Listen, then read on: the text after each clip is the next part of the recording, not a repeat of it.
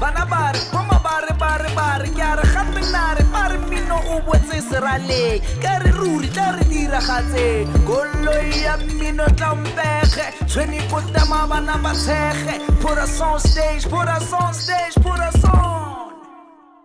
Hello and welcome to Onstage, the show that profiles everything that happens on state theatre stages. Whether it's theatre, art, music, you name it, we profile it. Today we're sitting down with Percy Mthunzi and my name is Gia Malefu. Hi Percy. Hey Gia. How are you? I'm good, and you? I'm good. Awesome. So we're going to have a sit down and get to know you a little bit better. So tell us about who Percy Mthunzi is and when did you start falling in love with music? So Percy Mthunzi is a guy, just a normal guy who's a dad, a brother, son, someone's son, and I'm a musician and I'm a vocalist, a songwriter as well. And yeah, I mean, I fell in love with music in 2004. I was back in high school and we used to have a group called Living Soul. So during break time, we used to sing and there was a lot of water I drank there because, you know, poverty was a thing. So yeah, and then we composed songs and then I fell in love with music in large. And then I started exploring. I learned how to play bass guitar and then I started playing bass guitar at church. And then later on, worship team. And then, as they say, the rest is history. I'm here now. You studied drama. Yes. How does that feature in, because when you were saying you had this, I didn't hear you speak about acting. Yes, because that came later on. So, okay. High school happened and then I went to varsity and I was so confused. I didn't know what to study. And then when I remember having a conversation with my mother telling her that, you know what, I want to study drama because I didn't see myself doing anything else. And she didn't want me to study music because she said, no, you'll die poor and whatnot. So I was like, okay, the closest will be for me, drama. She bought into the idea. And then, yeah, first year drama. And I thought it was going to be easy, you know? And then all these theories and whatnot. But hey, God was good. And when I was doing my second year, and then I got an opportunity to specialize in singing and children's theatre, I was like, oh, great, this is it. Then I'll specialize in singing. And later on, the results were just so awesome because then you get to learn about your vocal range, how to take care of your voice, because it's got singing and voice as well. So yeah, that's exactly what happened. And I really, really enjoyed drama. So basically, I'm an actor as well. Multi-talented, multifaceted. You know. Yeah. So we're going to talk about your song that we've selected for the Fringe. Yes. Tell us about that song and what inspired it. It's definitely Umuhle. So what happened, I wrote the song because I had someone in mind. I write about love. I actually write about anything because sometimes you'd want to write a song about something and then you get a different inspiration. So I normally go with that inspiration. So one day, because I liked someone who's now my fiancé, and I kept thinking, I want to write down what I feel about her. And Umuhle came up. It's a song talks about a girl I met. It's the first time I saw her. I saw heaven, and it's so beautiful. So that's what happened when Umuhle was born. So it's basically a beautiful song. When you think about it, you see all these flowers, beautiful images. And that's how I actually want to always see my partner like that, you know? So Umuhle is a very light and beautiful song, talks about love. The first time you meet someone, I'm sure you've went through that as well. You know what I'm talking about. When you meet someone, you're like, wow, this is it. And it's just such a beautiful song that talks about love, the way I met this person and how she looked on that day. And when we started engaging, it was like heaven. But the most important thing is that she was so beautiful on that day, and hence, Umuhle. Umuhle by Percy Mthunzi. Enjoy.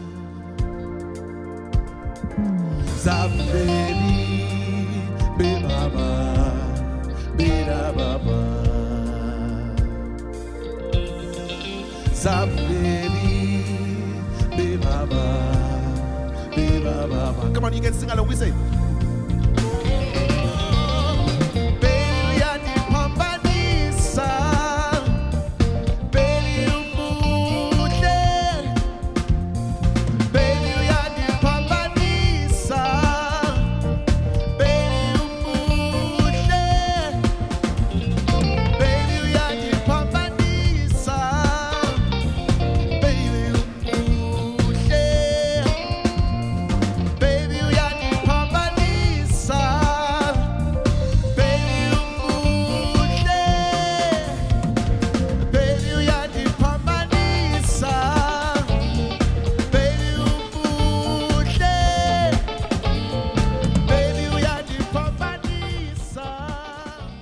Welcome back. You're still tuned into On Stage with me, Kiamalefo, and we're still chilling with Percy Mthunzi, getting to know him better.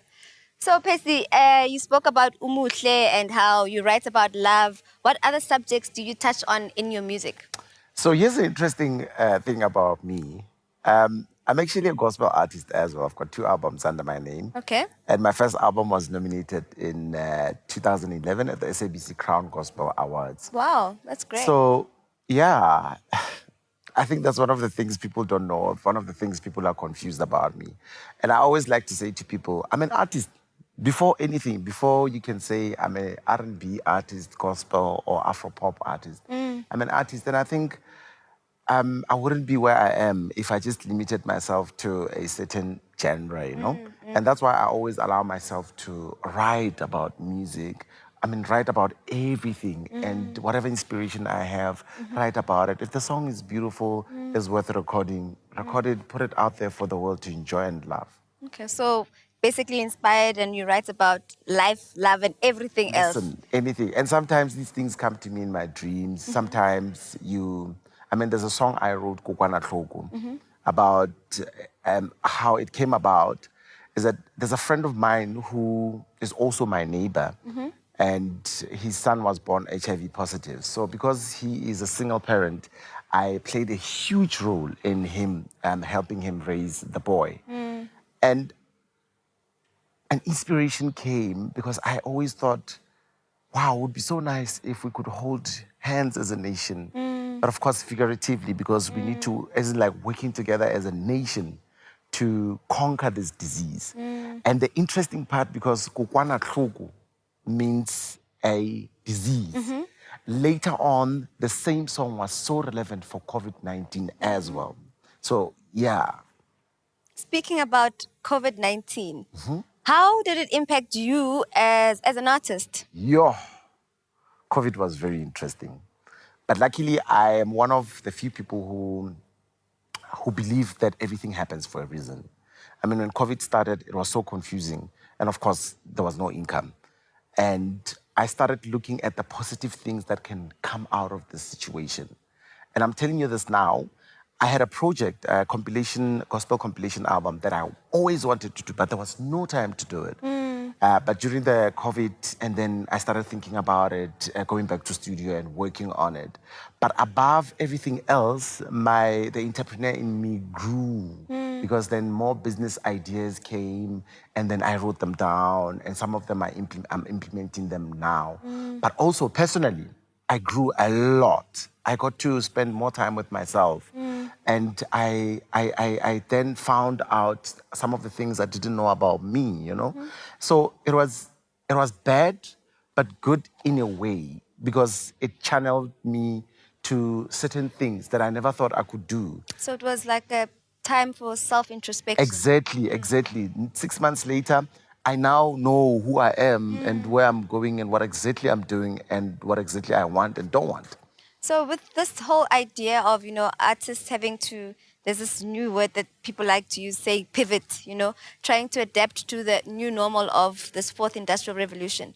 What do you think it means for the artist, this digital space? And how do you think artists should adapt, to this new normal? I think we are so blessed as artists because we adjust to situations. But I have to say, this is, and remember, this is new to us. We never thought that there will come a time like this where everything is just digital. But from me personally, I have realized how much I know about technology and how much I don't know. And I have to say this, it's very tricky, especially when you are at our age, because I find myself now and then going back to my nephews and nieces who are like 16, tech 17. savvy. Yeah, like, so how do you do this? And, our fans must forgive us because we're still getting it wrong, but we'll get it right, you know? So it's a very interesting world. But also, the positive thing about it is that, I mean, the past generation used to make their music with CDs, and it was not so easy for them to sell outside the country because of that. But we are so lucky because now the digital world is international. And I mean, to think that you can record a song today, put it on your socials, and someone from the UK can get your song today. That's one of the benefits that we have as this generation. But it's gonna take us a while. And hey, if this is the new way of us making money so that we can have food on our table, that's the attitude we have, and we will do it. And we are doing it. We're winning. Biggie, big. And with collaborations and artists that you would like to work with, is there any in South Africa or internationally?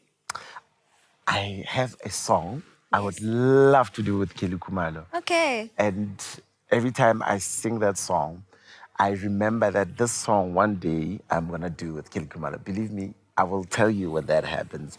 But also, more than anything, I had so much fun, and I'm still having fun in my career. I've done a song with P.O, Forgive Them. I think it was 5 years ago. That's P.O and Black Les. And we recently did another song on P.O's latest album. So beautiful, a beautiful, beautiful song. And also, I'm looking forward to working with other artists. Chinamaba said that she doesn't know yet. I want to work with her as well. So she's here, so maybe you can have that conversation. Definitely. So many people. And also, I want to do later on, when I have good budget, I would love to do an album and allow Mrix to produce it and rearrange it. I think Mrix is one of the most talented musicians who are yet to be discovered by the world. I love his music. But yeah, that's one of the things that are in the pipeline that I'd love to do later on or very soon in my career. And this next song that we're going to be playing, tell us about it and what inspired it. It's definitely Can I guess? Oh, okay. I thought it was something else. What did you have in mind? Zulibans. Oh yes, why not? Let's do Zulibans. Okay. Yeah, let's do Zulibans. Zulibans is on YouTube. Yeah. And you can download it on all the digital networks. So Zulibans is a song about a guy who is having an affair with someone's wife. And one day he gets busted, and the husband chases him with a gun. And the message of the song is, stick to your people, Stop. Stay in your lane. Stay in your lane. Yeah, Zulibans' beautiful song. Why did I write the song? I don't remember, actually. It was actually funny when I thought about it, because even in the music video, there's so many comic elements that we explored. I mean, the husband of... Let's talk about that after playing it. Okay. Okay. Zulibans by Percy Mthunzi. Enjoy.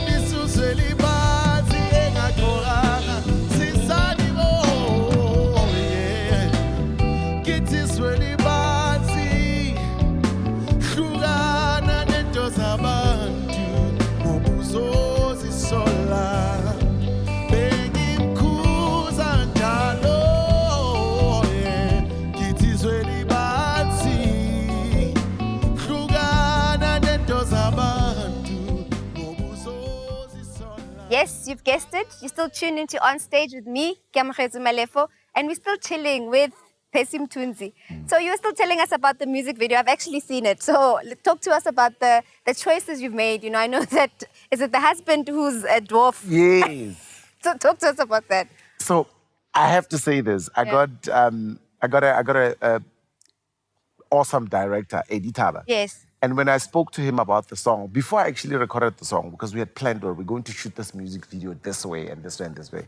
So when the song was finally out, he came up with all these nice, brilliant ideas that would be so interesting if we have the husband who's being cheated on as a dwarf, and also to have him driving this huge car. So masculinity, ego and whatnot. And also say, after everything, your wife is still cheating on you. So there's this questions and comic elements. And I will forever be grateful because of him. It came out the way it did. But the message of the song overall, which is fun, and if you look at it in different angles, yes, it just means, hey, stay in your lane, try your best to appreciate your wife even more and stick to one partner. Yeah, so that's really bad for you. Okay, and then tell us about you enjoy directing as well, and you just spoke about having directed The Suit. Yeah. Tell us about the directing Yeah. process and how that's been. Kaizini, So I just finished my diploma. I'm waiting to graduate. And I've been doing my diploma for 12 years, believe it or not. I went to school, I left, I came back, I left, I came back. And I'm so happy. I'm so happy I finally directed a play that you directed. We actually met when you were directing I that play. directed you in it, ne? Yes. So for the past 12 years, I've been thinking, the day I'm going to direct a play, I'm going to do that play. It's called The Suit by Kentemba. And it came out so beautiful, except that we had to do it online. Virtually. Yeah, and it's just only 8 minutes only, but it was so exciting. Some ideas I couldn't do, but yeah, it was so exciting. So yay, Percy Mthunzi is done with its diploma. Congratulations. Graduating It's never too late, eh? Hala, hala. Thank you. Okay, Thank wait, you, yeah. so is it different ne, as a director, theatre director, to translate what you're trying to do in a virtual space, or did you approach it in the same way? It's different and tricky at the same time. And it's one of the things we encounter as actors when we do TV and theatre. Because all your life you've been trained for theatre. And now you come in this space where you have to take everything down. And it becomes more difficult for you as a theatre actor, trained actor. But with this one, it was more challenging because now you didn't even have 20 minutes. You had only 8 minutes to do a play that's like 1 hour. So you have to shrink Condense it to it. like condense, Yeah. to 8 minutes. So that was one of the most challenging things, except the fact that you need to do a theater play into a visual. But I'm thankful that one of my lecturers said to me, you know what, maybe you should do a radio drama, and we went that route. That saved us a lot of trouble as well. So it's always challenging, but I think you as an actor or as a musician or as an artist, you always need to push yourself to do the things that you're not comfortable doing. That's the only way you learn new tricks. Yeah. As they say, you can't teach an old dog what? New tricks. Yeah, but that's how you learn new tricks. You always have to put an extra effort, learn the things that you are not used to, get out of your comfort zone, and that's what I did. So you're saying you took like 12 years to actually get your diploma, right? Yo. Why was it so important for you to finish? Because you're working, Yeah. you're a working actor, Yeah. you're producing music, you're a performing artist. So why was it important for you to get that It qualification? was very important because I'm raising a son. My son is 4 years old. And one of the things I want to teach him is the importance of academia.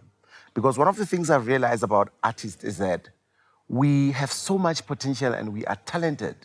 But the people who want to give us the money that we want qualifications in most cases. But we don't have qualifications and we take them very lightly. So as a dad who's raising a son, it's very important, for me, of course, for me to say to him later on, listen, I've went through it. It took me 12 years. It was supposed to take me 3 years. But it took me 12 years, but I did it. So you have no excuses. Because I want him to be whatever he wants. If he wants to be a plumber, I want to teach him, listen, if you want to be a plumber, you better be the best plumber in the world. In fact, you better have someone calling you from the UK to come and do that plumbing job. That's how good you have to be if you want to go that route. And I think also academia opens your mind and how you see things. I mean, I went to GT thinking I'm going to be the greatest actor. I'm going to get there on stage. I'm going to rock them. Can't you know? There's theater studies, text analysis, and Oral interpretation. Those subjects are so difficult.